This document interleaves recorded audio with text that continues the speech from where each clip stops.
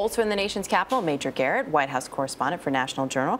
Major, good morning. You look at some of the comments from Giuliani over the weekend, and it makes people wonder if there is still really some lukewarm support for Mitt Romney.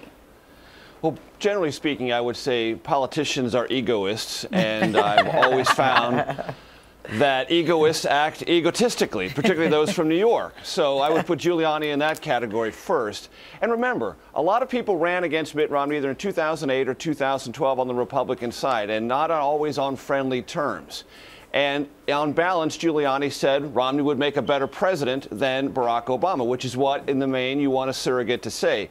But I think there's a lot of Republicans who ran against Romney who are going to have to clear out this underbrush of what they said back when they were running against Romney. Giuliani did that. I would imagine the next time he appears, or if there's a next time the Romney campaign calls him up and asks him to appear, he might be more streamlined in his assessment. Yeah, what do you think the Romney campaign's reaction was to that?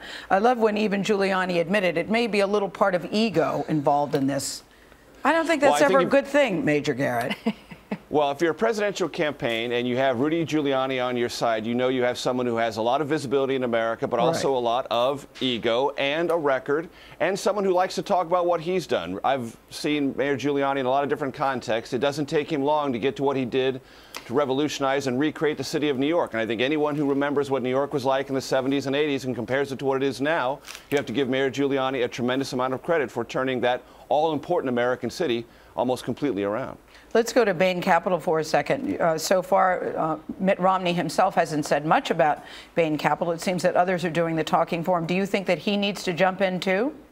You know, I've talked to Romney advisors about this, and their assessment is twofold. One, now is not the time for Romney to jump into this because the Romney campaign in Boston believes if Mitt Romney were to suddenly alter his schedule or grant a bunch of interviews or do a lot of things to address this, he would be basically dancing to the tune played by the Obama campaign, and Romney's campaign never wants to do that.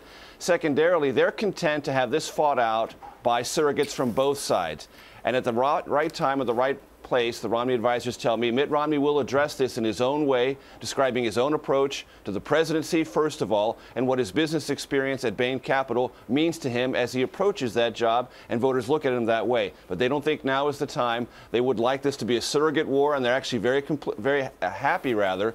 The Democratic surrogates, like some of his own Republican surrogates, have had a hard time sort of towing the company line from the Obama point of view, attacking Romney on Bain. And some of that is the focus of a Washington Post article this morning, actually, about Democrats having somewhat lukewarm support for Bain. Is it a smart road for the Obama campaign to take?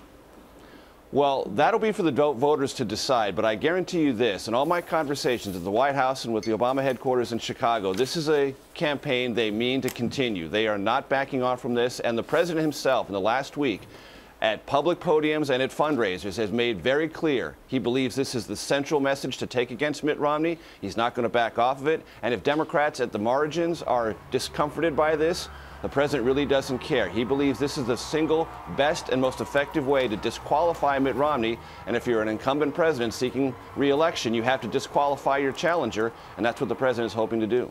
Major Garrett, nice to see you this morning. Thank you. Thank you. Happy Memorial Day.